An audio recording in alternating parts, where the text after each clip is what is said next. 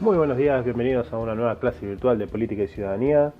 Recuerden dejar sus comentarios en el video y los voy a leer todos y los voy a comentar una vez que pase la fecha de entrega.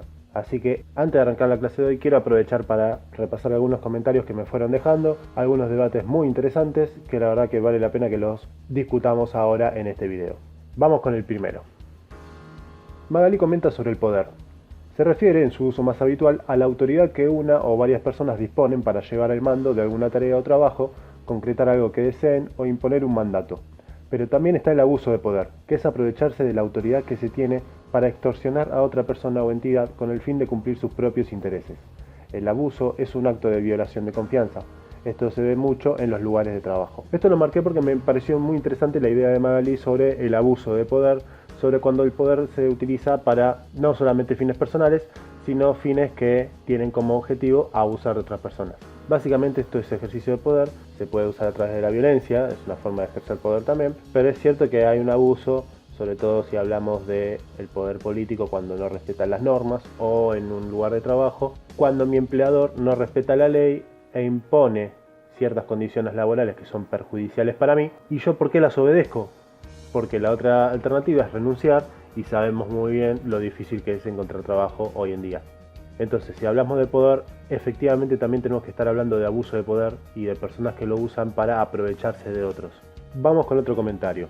Carolina comenta, concuerdo con el video donde explica que la política no tiene una definición exacta, ya que a lo largo de la historia las diferentes civilizaciones lo fueron definiendo a su modo con el fin de satisfacer sus necesidades o con lo que quieran lograr, como es el ejemplo de la antigua Grecia, que el único fin que deseaban era cumplir con la felicidad para todos. Efectivamente, acá tenemos una cuestión muy importante que tiene que ver con la historia. El significado de política va a ir cambiando a lo largo de la historia porque las sociedades cambian a lo largo de la historia. La política no significaba lo mismo para los griegos que lo que significa hoy en día. Antes se hablaba de un bien común, de lograr la felicidad para todos, de que se podía lograr en la polis, pero ahora entendemos que hay cierta desigualdad en la sociedad que requiere políticas diferenciadas para ciertos grupos para asegurar a todos un mínimo de derechos, como por ejemplo la educación pública. No todo el mundo va a acceder a la educación pública, algunos van a ir a privada. Sin embargo, todos pagamos impuestos para que el Estado la financie, para que puedan acceder o las clases más bajas, o las que tienen ciertos problemas para acceder a privadas,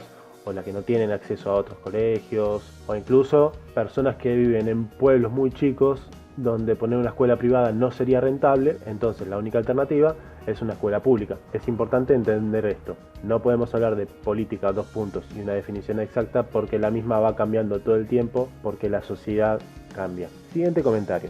Sofía comenta, para mí es muy importante que las ejemplificaciones hayan sido con situaciones cotidianas y que se entienda que la palabra política tiene una definición mucho más amplia, lo que veníamos hablando hasta recién. Porque siempre me encuentro con personas que dicen que no les gusta hablar de política o no les interesa y que son neutrales, pero que se debe a que lo que ven desde el punto de vista de la grieta entre el gobierno actual y la oposición, pero claramente es algo mucho más global.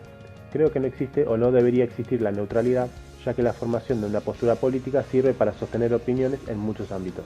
Bueno, acá un par de cosas. Primero, cuando hablamos de grieta, de esta famosa grieta entre el gobierno kirchnerista y la oposición en ese momento, que después se replicó en el gobierno de Macri, estamos hablando de una división realmente muy chiquita. Estamos en un país que históricamente fue muy dividido en dos facciones, desde federales a unitarios, desde militares colorados y azules, desde peronistas y antiperonistas, irigoyenistas y anti-irigoyenistas. Siempre hubo una división, pero que representan a dos corrientes de pensamiento ideológicas que se fueron reproduciendo a lo largo de la historia argentina. Es decir, necesitamos tener un modelo liberal basado en las materias primas y los recursos naturales, o si necesitamos un modelo donde el Estado participe, se industrialice y busque la redistribución de la riqueza. Ese gran debate que se da a lo largo de toda nuestra historia se reprodujo nuevamente después con la discusión entre kirchnerismo y antikirchnerismo, macrismo y antimacrismo, y hoy en día sigue debatiéndose. Por eso no me gusta hablar de grieta y me gusta que Sofía haya puesto grieta entre comillas, porque esa es la forma en que los medios lo denominaron, pero en realidad es un debate mucho más profundo. Espero que no se haya escuchado el camión que pasó de fondo. Sigo con el comentario. Me interesó la parte de que a muchas personas no les gusta hablar de política y me vino a la cabeza esta idea de el miedo que se tiene a la política, que en la escuela no debe entrar la política, que está mal hablar de política, y en realidad la política no es algo que yo decido si lo hago o no lo hago. La política está en todos lados, siempre que tomamos decisión en conjunto y en comunidad, hacemos política, siempre que tomamos una decisión, ya sea en la escuela o en el Estado o en cualquier ámbito en el que estemos, la política existe. Podemos no querer verlo, pero existe igual. Siempre hay relaciones de poder. En la escuela es muy claro, incluso entre los mismos alumnos hay relaciones de poder donde un compañero puede ser más influyente que los demás y todos lo siguen.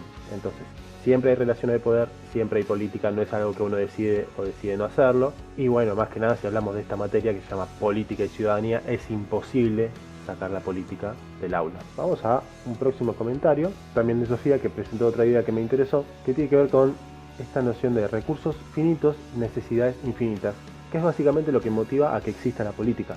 Si hubiera recursos para hacer todo lo que necesitamos, no habría necesidad de política. El comentario dice: es imposible encontrar soluciones que nos sirvan a todos, pero también creo que sirve como excusa, porque tiene que haber prioridades. A esta altura no cabe en ninguna cabeza que haya gente que no pueda acceder a agua potable o que para llevar un plato a la mesa todos los días debas tener un sueldo inalcanzable, y más aún con el desempleo que existe, mientras otros en su cuenta bancaria tengan fortunas que ni en 5 vidas podrían gastar. Respecto a esto, quiero quedarme con la idea de que no cabe en ninguna cabeza que haya gente que no pueda acceder a agua potable. Eso sería lo políticamente correcto para decir: sí, todos tienen que tener agua potable, hay que erradicar la pobreza, hay que ayudar a todas las personas.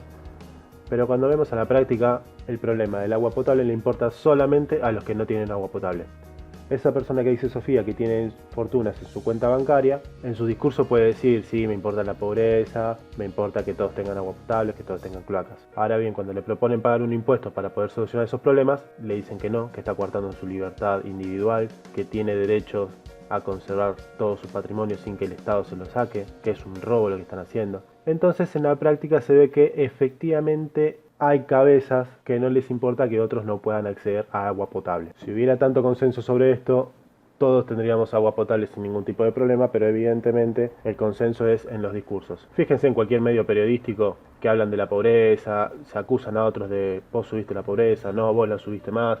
Pero cuando se propone una política que combate esto, siempre se busca el lado negativo de eso. Los planes sociales son mala palabra, la asignación por hijo es mala. Y yo no estoy diciendo que sea buena o mala la política en sí, sino que estoy atacando el discurso de estos periodistas que dicen: hay que acabar con la pobreza, y después critican políticas que están destinadas a ese sector. Me interesaron también unos comentarios que hicieron sobre la antigua Grecia, y voy a comentar dos sobre esto. Uno de Milena, que decía: si hay algo que me llamó la atención de este video, es la política de la antigua Grecia, cuando se menciona que las mujeres, esclavos y niños no son considerados ciudadanos como los hombres. Me parece injusto, ya que toda persona tiene derecho a ser considerada ciudadano. Y otro comentario de Bianca, que dice: tanto como el método político de la antigua Grecia, que empleaba la democracia, entre comillas, siendo que se excluía a ciertos sectores de ciudadanos, como también las populares ideologías o, como bien se menciona en el video, las llamadas ideologías hegemónicas, de eso voy a hablar ahora, que existían durante el siglo XX, como el nacionalismo, nacionalismo revolucionario, desarrollismo, entre otras más, incluido el concepto de poder y cómo éste se ejercía. Esto se ve ejemplificado en las diversas dictaduras y monarquías que existieron en siglos pasados. Lo que quiero decir es que es notable la evolución de todos estos ámbitos, y aunque a algunos les parezca menos o más eficaz, sería exagerado decir que estamos peor que en siglos anteriores, sabiendo la historia de los sistemas que regían en épocas pasadas. Bueno, quiero comentar algunas cosas sobre estos dos comentarios, sobre todo con esto que tiene que ver con el voto de las mujeres. Ustedes saben que en el mundo, a lo largo de la historia, la política siempre fue restringida para los hombres. Imagínense que en el siglo XX la mayoría de los países recién ahí empezó a poner sufragio femenino. Por ejemplo, en 1920 Estados Unidos permitió que voten las mujeres, lo propio hizo España en 1931, Ecuador en 1924 y, si vamos al caso argentino, en 1947. Al respecto, quiero aprovechar para dejarles un fragmento de un debate que se dio en ese momento, donde discutían dos dirigentes sobre si había que darle el voto a las mujeres o no. Fíjense que debatir esto hoy sería una locura, pero imagínense el nivel de lo que se estaba discutiendo en ese momento. Se los dejo para que lo vean. Señores, como legislador y como médico quiero dejar bien establecido en esta sesión que el hombre y la mujer no son iguales. Yo me pregunto entonces, ¿para qué otorgar igualdad política a dos seres que no lo son? Pero, señor presidente, por favor, permiso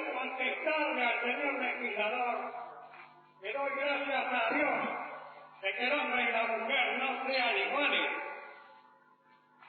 ¿O acaso alguno de todos los que estamos aquí presentes piensa que existe en el mundo varón alguno capaz de dar a luz?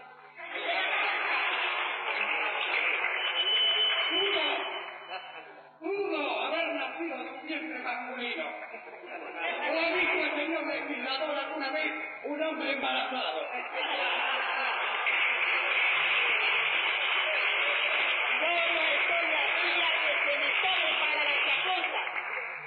Yo no lo dudo. Y esto es lo que no hay que tomar para la chacota.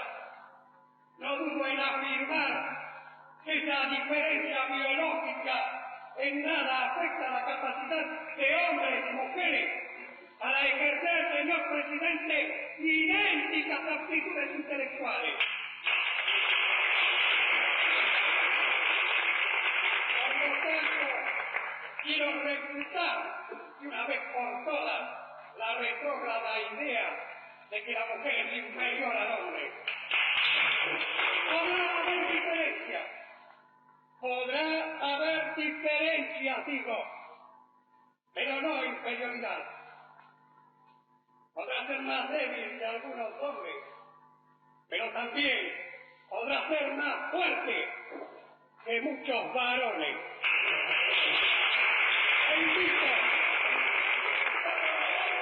Señor presidente, invito al señor legislador a que me demuestre lo contrario.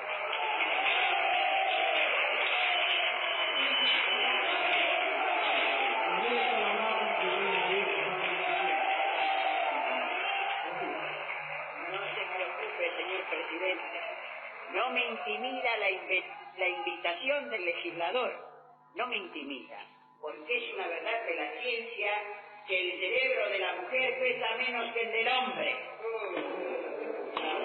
Y me basta mi experiencia de médico para demostrar una vez más que hombres y mujeres no son iguales. ¡Gracias a Dios! Me alegra que así lo reconozca. No, digo gracias a Dios que no soy paciente suyo.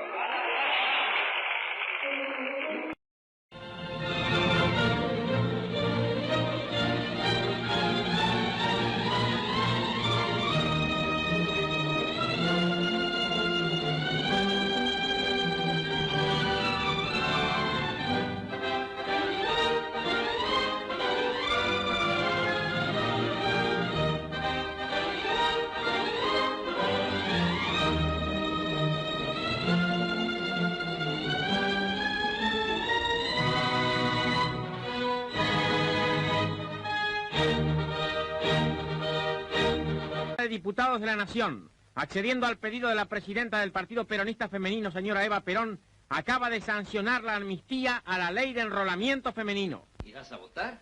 Eso no es para mí. Es una ley. Hay que cumplirla. Señora, por los derechos cívicos de la mujer se ha luchado años y años en todo el mundo. Esta es una conquista. Pero innecesaria. Te imagino pensando en candidatos y votando. Esas son cosas de hombre. No. Esas son cosas de nosotras también. Y del mayor o menor acierto de una elección puede depender la estabilidad de los hogares. Lo que yo no pienso molestarme por nada de eso. Ah, no, esa indiferencia de ustedes es absurda, antipatriótica. La mujer puede y debe votar. Debe elegir, apoyar y votar a quienes crean más capacitados para cuidar y procurar el bienestar presente nuestro y el futuro de nuestros hijos. Para que la Argentina sea socialmente justa, económicamente libre y políticamente soberana, como dice el preámbulo de la Constitución. ¿Quiere decir entonces que nosotras también decidiremos? Sí, ustedes ahora también decidirán quiénes serán los más capaces de llevar a la Argentina a los grandes destinos que tiene asignados. Pero para nosotras es mucha responsabilidad. Ese es el gran honor que se nos ha dispensado gracias a la lucha de Eva Perón. Reconocer que nosotras, las mujeres argentinas, merecemos la enorme responsabilidad de decidir también el destino de la patria. Efectivamente, como dice Bianca, hay una evolución sobre esto. Las sociedades van avanzando.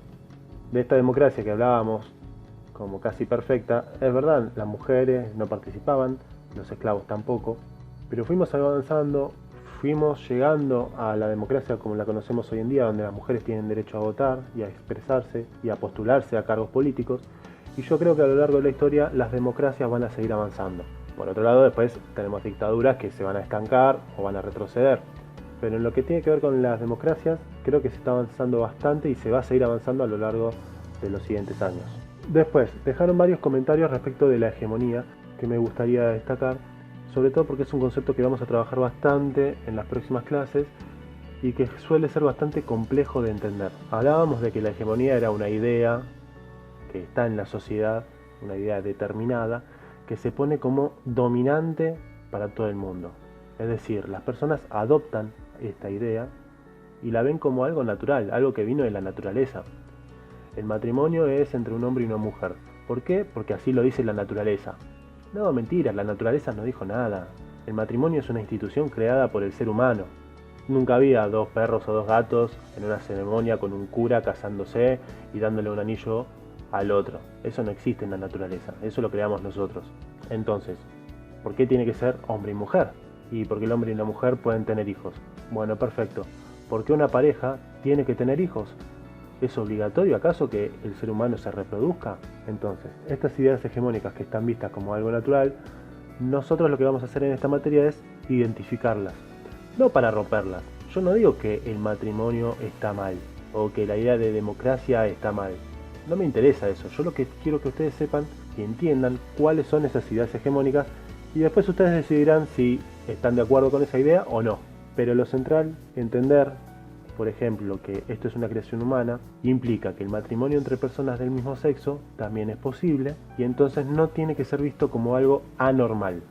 Porque si lo vemos así, estamos dando pie a que se empiece a discriminar a este colectivo de personas. Sobre esto hablaba Milena cuando dice: otra cosa que me pareció interesante fue la hegemonía, cuando habla del matrimonio entre 2 personas del mismo género y cuando aparecen artículos periodísticos sobre agresiones hacia personas homosexuales y trans.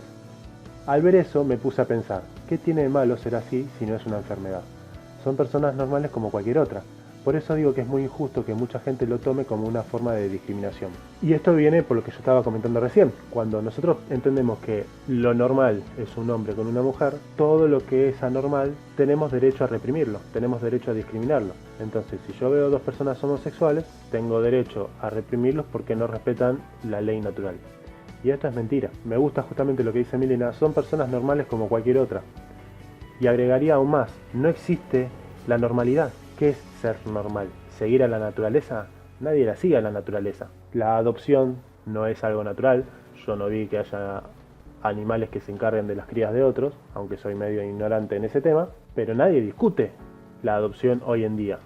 Nadie discute que está mal adoptar a alguien. Y lo que me llama la atención de lo que dice Milena es, ¿qué tiene de malo ser así si no es una enfermedad? Y acá hago una aclaración. Hace muy pocos años la OMS, la Organización Mundial de la Salud, que hoy se discute tanto sobre sus recomendaciones acerca del coronavirus, declaraba que la homosexualidad era una enfermedad. Hace muy pocos años la sacaron de las listas de enfermedades. Y hoy en día hay academias de psiquiatría que declaran que las personas trans tienen una enfermedad. Estamos de acuerdo que no es una enfermedad, pero hay organizaciones que no están de acuerdo con esto y siguen destacándolas como si fueran enfermedades, cuando lo único que hacen es ir en contra de lo que dicta el resto de la sociedad. Hubo muchos comentarios sobre hegemonía. Por ejemplo, Sofía planteó que con respecto a las ideologías, creo que en estos tiempos se están desintegrando las hegemonías tan estructuradas y homogéneas para que haya un abanico mucho más amplio y que exista la oportunidad de decidir. Acá no estoy tan de acuerdo porque la hegemonía no se desintegra. A lo sumo se transforma, o lo que suele pasar es que una hegemonía se cae imponiéndose una nueva hegemonía. Por ejemplo, hace medio siglo la hegemonía era que las mujeres no se podían encargar de la política. Hoy en día la idea hegemónica es que las mujeres tienen derecho a encargarse de la política. Entonces, no es que una idea hegemónica se desintegró, sino que una idea que antes no era hegemónica se volvió hegemónica y otra idea que antes era hegemónica ahora dejó de serla. Pero hegemonía sigue existiendo. Y si hablamos de este caso, de una hegemonía donde las mujeres tienen derecho a participar en política, quiero destacar lo que dice Leonardo, que es: las hegemonías muchas veces funcionan de una manera positiva, como es el caso, según mucha gente, de la idea que se tiene de democracia. Pero es verdad que muchos gobiernos se aprovechan de esta hegemonía, ya que todos se autoproclaman demócratas por lo bien vista que está la democracia en el mundo. Pero esto no existe en sus gobiernos, como es el caso de España, Estados Unidos o Gran Bretaña, que el pueblo es expulsado de la política es manipulado, desposeído de sus derechos y reducido a ser víctima de una clase dirigente codiciosa y falsa. Planteándolo así, yo pienso que no es del todo positiva esta idea, ya que sin un pueblo atento a esto, puede suceder como en los casos anteriores mencionados. Y acá es verdad, tenemos este problema de que estos países, o las democracias en general, al ser representativas, es decir, que no participo de la política, sino que elijo un representante que se va a encargar, termina alejando al pueblo de las decisiones políticas que se toman. Habría que ver cómo solucionar esto, porque al ser tantas personas no podemos implementar un sistema como en la antigua Grecia, que era quizás un poco más justo para los ciudadanos, no para todos. Pero también quiero destacar que hay una idea hegemónica de democracia que implica que para que exista debe haber muchos partidos políticos. Entonces, sistemas de votación como ocurrían en la Unión Soviética o en Cuba hoy en día, de partido único, no son democracias. En Cuba, por ejemplo, los ciudadanos se afilian al Partido Comunista y se presentan a elecciones para participar de una asamblea.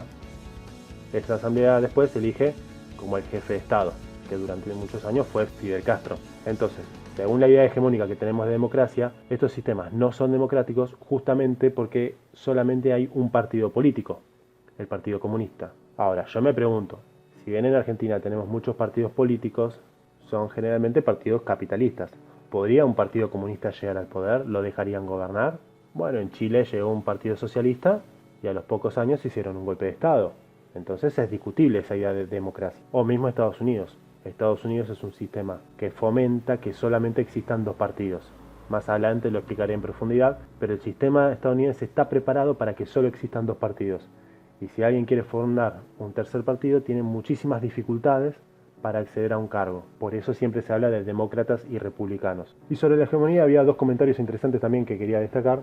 El primero es de Brisa, que habla de que las clases dominantes lograron ejercer sobre las clases sometidas, llegando a casi controlar las ideologías públicas y controlando la educación. Es una de las razones por las cuales ellos tienen poder.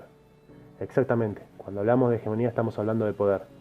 Si yo logro instaurar una idea hegemónica, soy el que tiene poder. Les voy a dejar acá para que vean de ejemplo un fragmento de Alicia en el País de las Maravillas, de Lewis Carroll, y quiero que lo analicen un segundo para que vean que tiene mucho que ver con el comentario que está haciendo Brisa acá, que es muy importante. Quien controla la hegemonía es el que tiene el poder.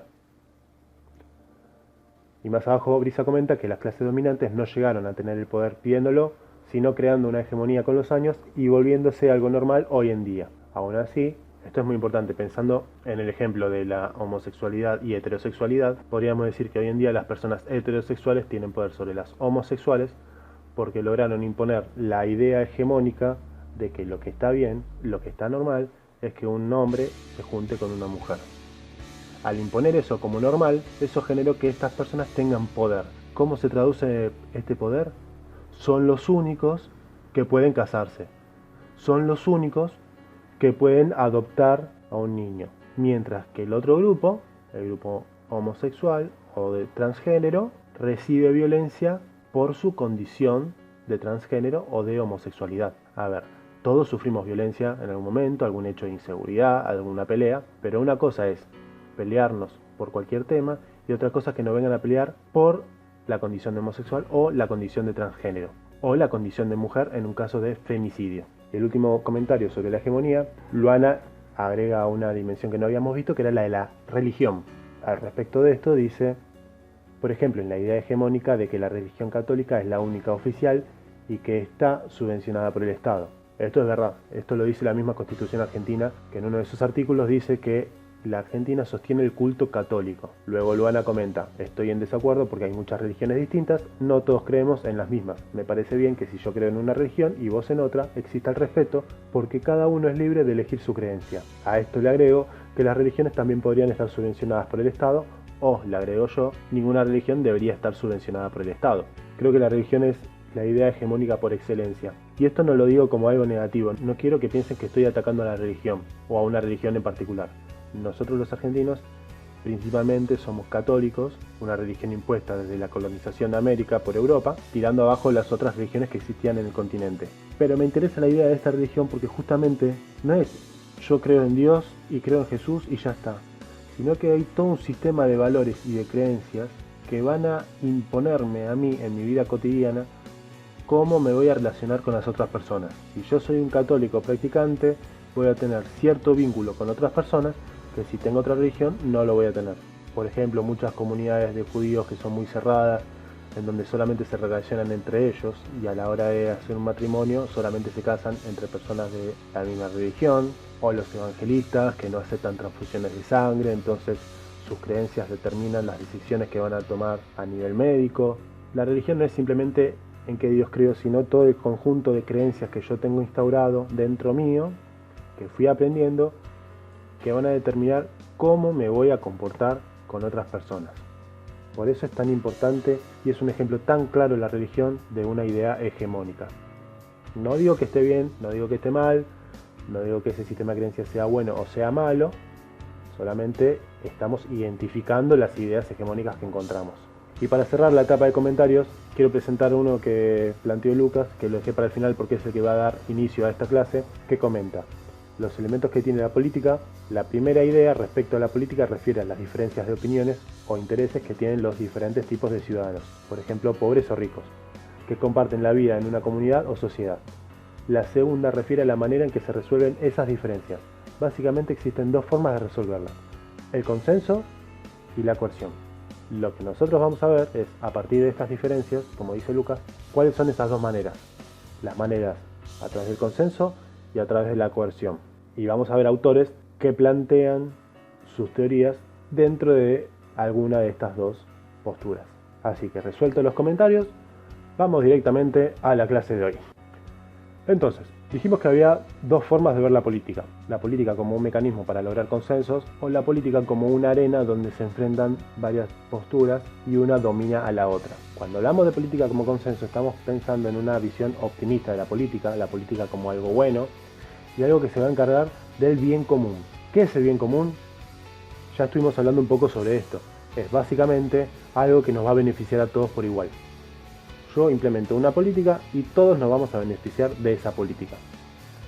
Como ejemplo, una política que intente hacer que todos seamos felices. Según estos teóricos, la política no es más que un mecanismo para poder evitar la violencia en la sociedad, para resolver las disputas de forma pacífica. Fíjense que es una forma buena de la política, por eso hablamos de una visión optimista. ¿Quiénes hablaban de la política de esta forma?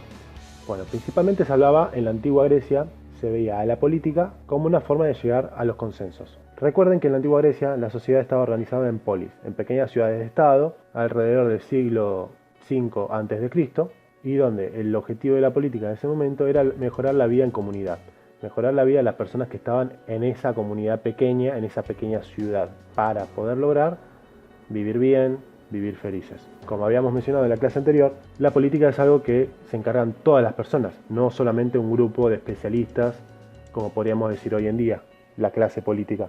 No, en ese momento eran todos. ¿Quiénes eran todos? Recordamos los comentarios de recién.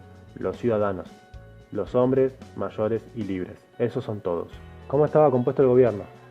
Había dos organismos principales.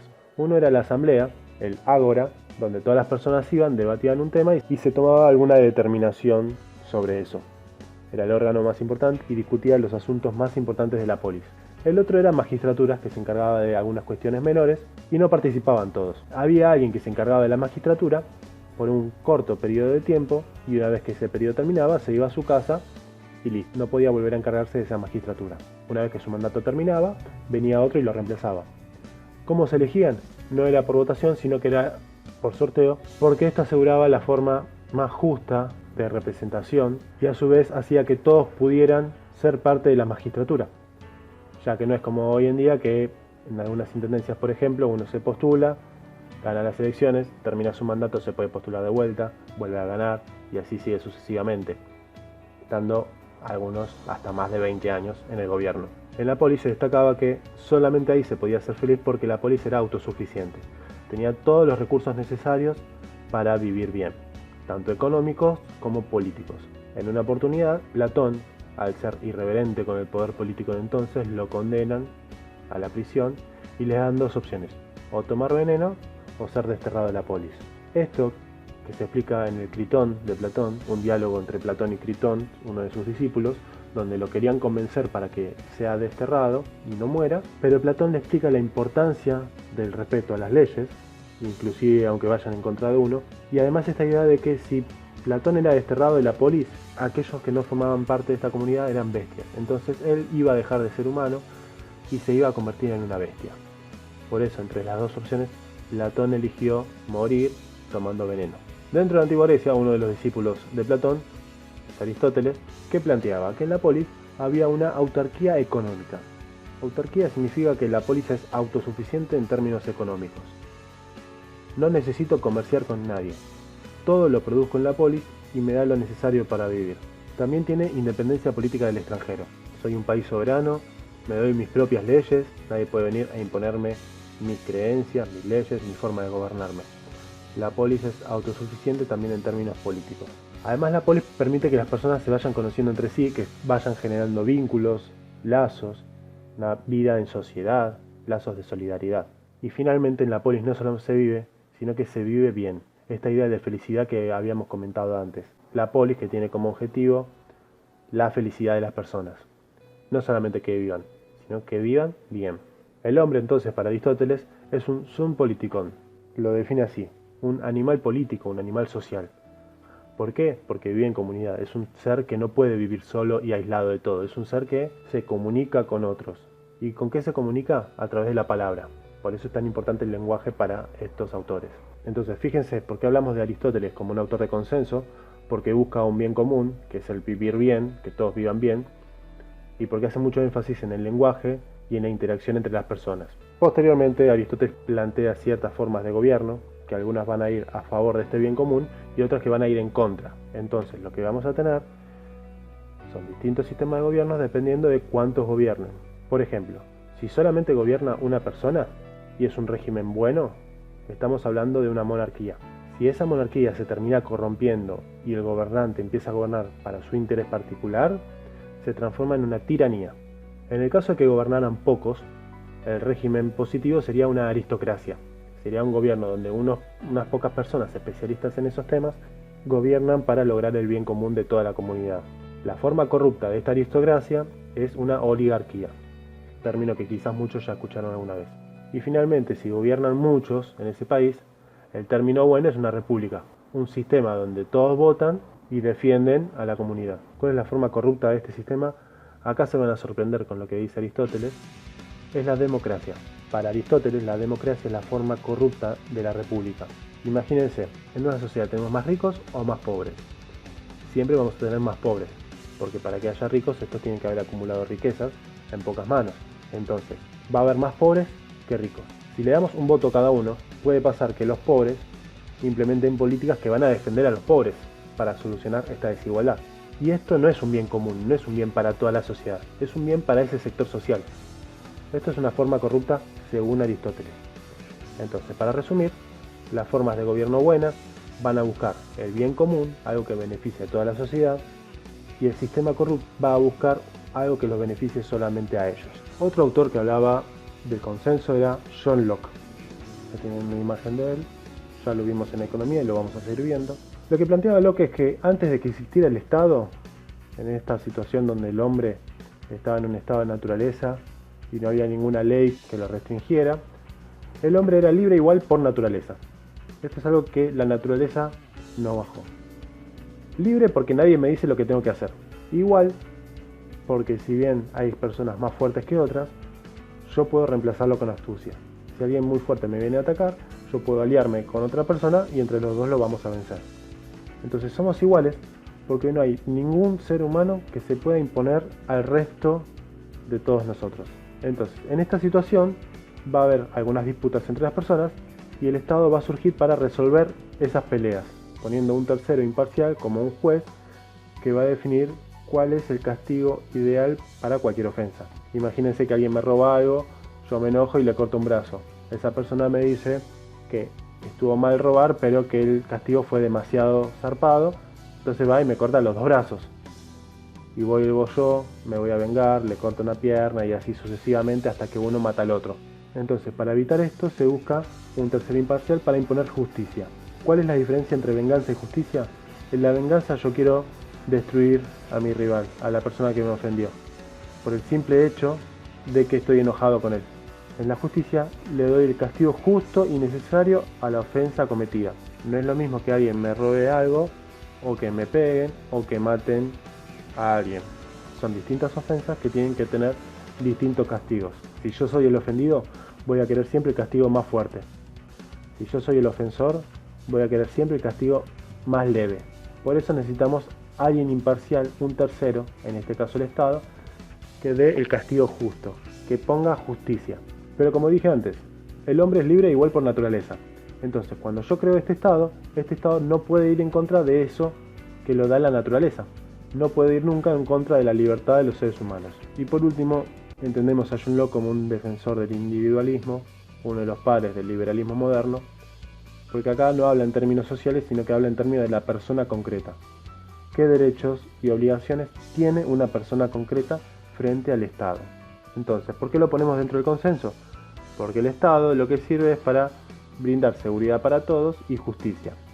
Esto es un bien común que beneficia a todas las personas. Y a través del Estado se logra el entendimiento de todos los seres. Y el último autor que vamos a ver hoy es Jürgen Habermas. Es un neomarxista de la escuela de Frankfurt, que es una escuela de varios pensadores alemanes con ideas marxistas. Habermas va a hacer mucho énfasis en el lenguaje. El lenguaje como un mecanismo para hacer que los humanos se entiendan entre sí.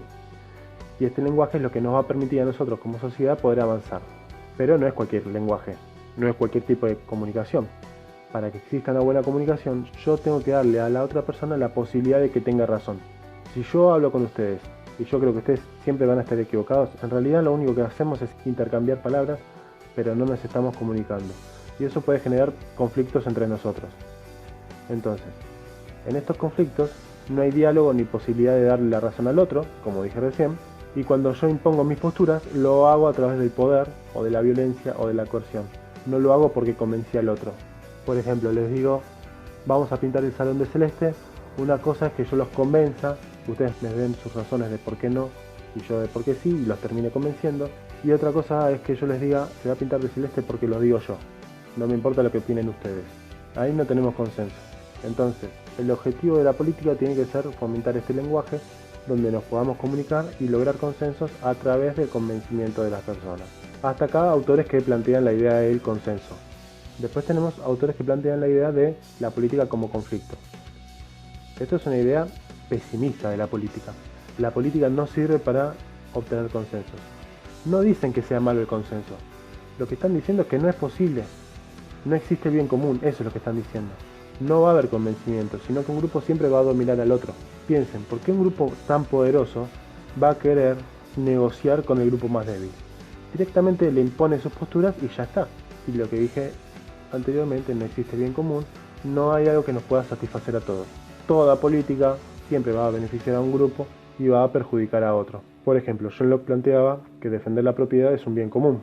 Ahora, otro autor, que lo vamos a ver más adelante, que era Jean-Jacques Rousseau, plantea que en realidad esto lo que hace es beneficiar a la persona que tiene propiedad. Pero la persona que no tiene propiedades se ve perjudicada por esta política. Entonces, no es que están planteando que el conflicto es mejor que el consenso. Están planteando que el consenso no es posible, porque no es posible un bien común. Uno de los autores que vemos al respecto es Thomas Hobbes. Como plantea con Locke en el estado de naturaleza antes de que exista el Estado, una de sus famosas frases es: el hombre es el lobo del hombre. El hombre, si no existe Estado, lo único que hace, por naturaleza, es atacar a otros, quitarle sus recursos y procurar su propia autosupervivencia, sin importarle los que están alrededor. Entonces está en una guerra permanente todo el tiempo porque quiere quitarle sus recursos o proteger los recursos que él consiguió. Entonces la solución a esto es un Estado gigante al cual él va a llamar Leviatán. Ahí les dejo unas imágenes de lo que es un Leviatán. Es una criatura mitológica marina muy poderosa.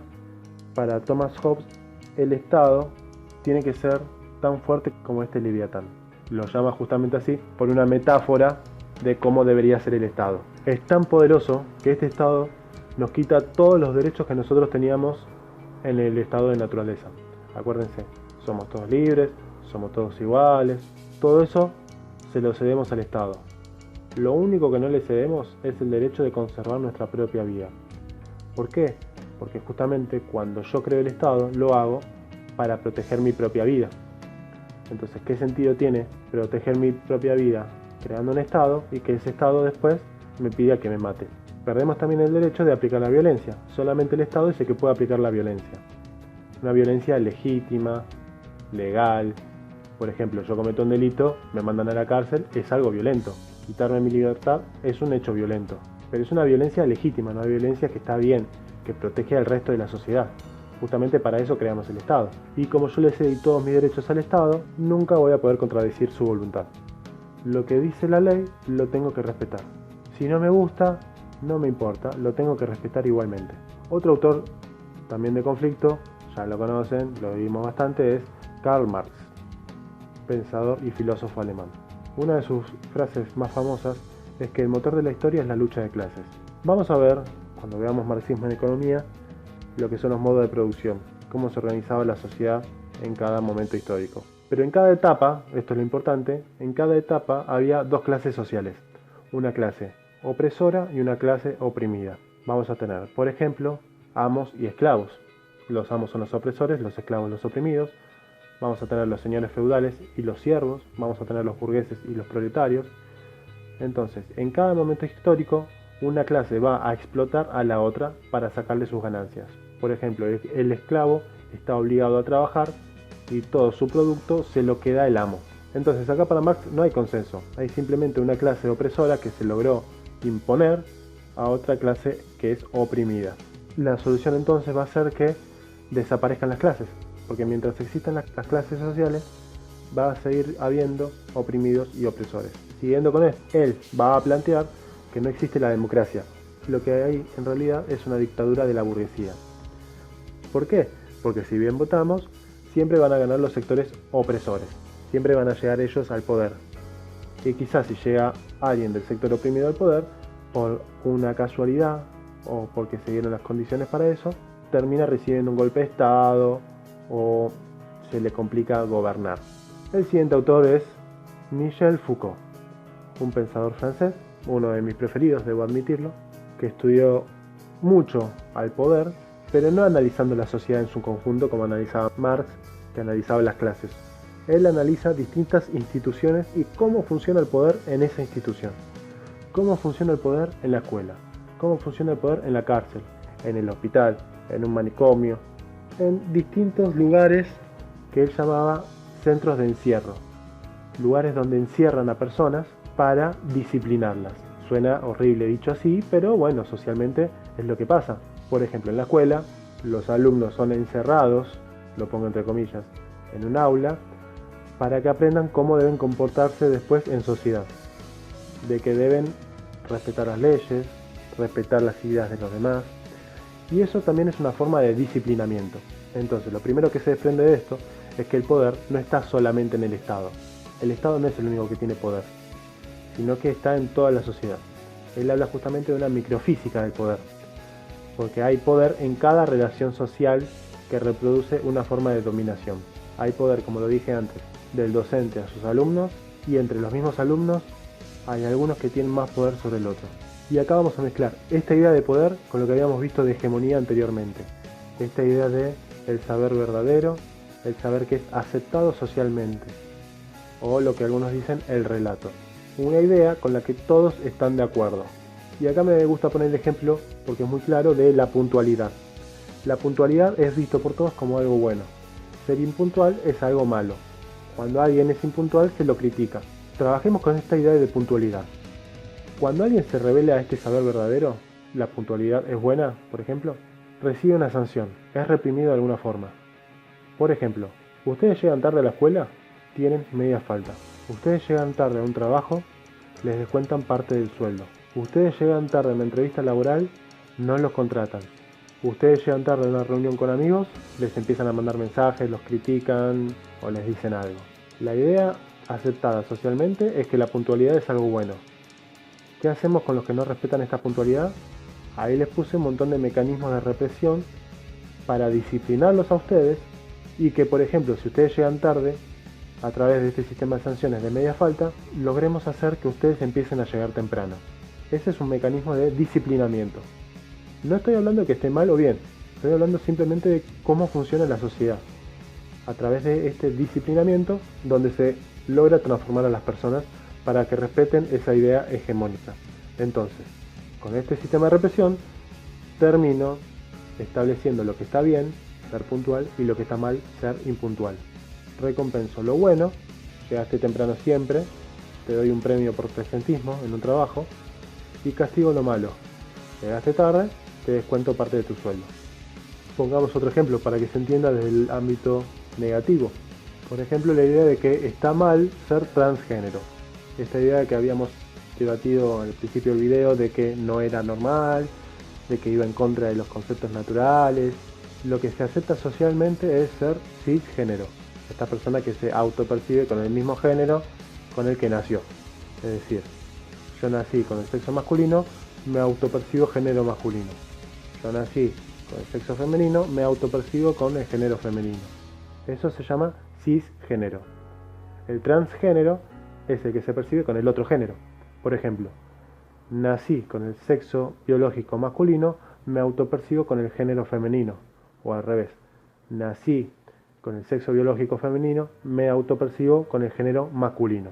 Lo aceptado socialmente, lo bueno, entre comillas, es lo cisgénero. Y lo transgénero es rechazado y es reprimido. ¿Cómo funciona esta represión? Por ejemplo, en una escuela podría funcionar a través del bullying de compañeros, o que las personas de la institución le recomienden a esa persona que vaya a un psicólogo.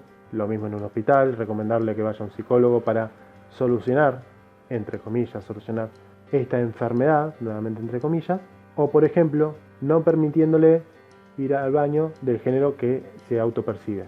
Por ejemplo, si nazco con el sexo biológico masculino y me autopercibo mujer, que me obliguen a ir al baño de hombres y no me permitan ir al baño de mujeres.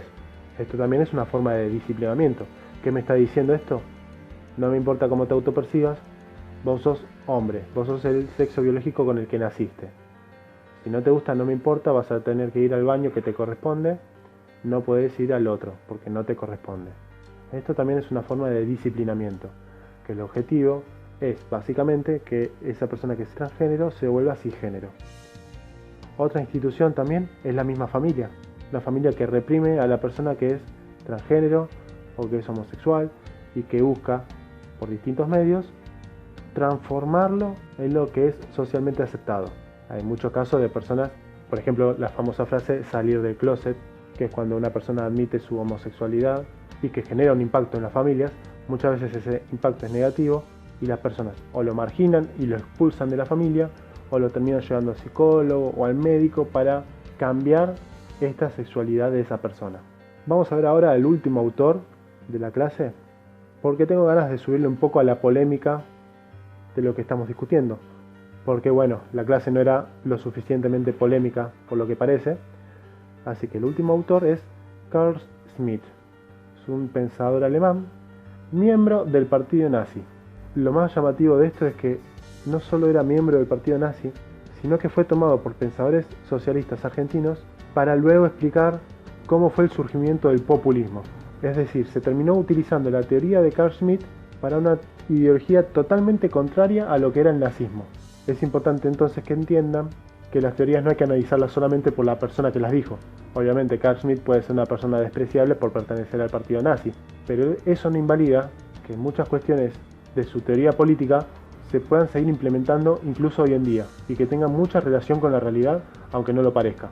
Detalle que acabo de notar, fíjense acá, el logotipo del partido nazi, la esvástica nazi. ¿Qué es la política para Carl Schmitt?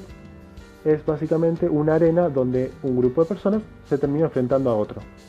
Muy parecido a lo que decía Marx, donde una clase se enfrenta a la otra. Schmitt lleva la idea un poco más al extremo. La otra persona con la que yo me estoy enfrentando es una amenaza. Amenaza mi propia existencia. Si yo no lo mato, esa persona me va a destruir a mí. Entonces tengo que destruirlo. No es un rival, es un enemigo. Estamos hablando en términos de guerra.